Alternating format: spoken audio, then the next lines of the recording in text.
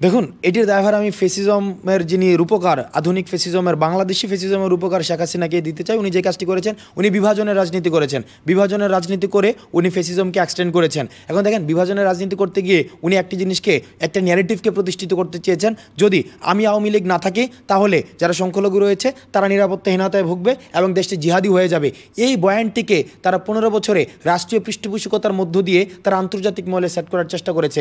আজকে যখন হাসিনা পালিয়ে গিয়েছে তখন এই বয়ানটিকেই তারা আবার রিভাইভ্রেট করার চেষ্টা করেছে। কিন্তু আমরা একটা বার্তা স্পষ্ট করতে চাই, কোনো রাজনৈতিক যে দ্বন্দ্বগুলো হচ্ছে, দেখেন গত 16 বছর ধরে একটি অন্য রাজনৈতিক দল, তারা যেহেতু তাদের মত প্রকাশ করতে পারেনি, জেল জুলুমের শিকার হয়েছে, তারা গুমের শিকার হয়েছে, তাদের দেখা গিয়েছে কি বিভিন্ন রাজনৈতিক যেই বিভেদগুলো সামনে এসেছে, এই রাজনৈতিক বিভেদগুলোকেই সাম্প্রদায়িক বিভেদ হিসেবে, সাম্প্রদায়িক সহিংসতা হিসেবেই ওই বিশ্ব গণমাধ্যমে বা ইন্ডিয়ান গণমাধ্যমে সেখানে প্রকাশ করা হচ্ছে। এই যে প্রকাশ করার যে পদ্ধতিটিকে, প্রকাশ করার যে কাজটিকে আমরা আন্তর্জাতিক ষড়যন্ত্রের এবং ফেসিজমের ষড়যন্ত্রের অংশ হিসেবে আমরা দেখতে চাই।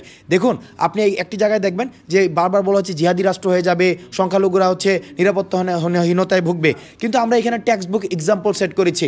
কীভাবে টেক্সট বুক এক্সাম্পল সেট করেছি? আমরা দেখেছি মাদ্রাসার শিক্ষার্থীরা মন্দির পাহারা দিচ্ছে, আমরা দেখেছি শিক্ষার্থীরা বাড়ি বাড়ি গিয়ে তাদের সংখ্যালঘু যে ভাইরা রয়েছে তাদেরকে নিরাপত্তা দিচ্ছে, মসজিদ মন্দিরগুলোকে তারা পাহারা দিচ্ছে।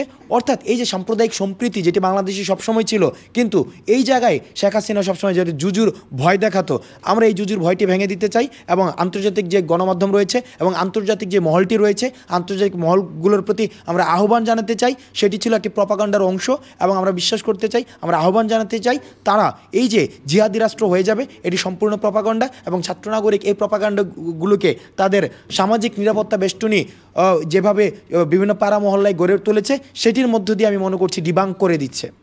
প্রিয় নাম্বার সেট করে বিকাশে সেন্ড মানি করুন ফ্রি।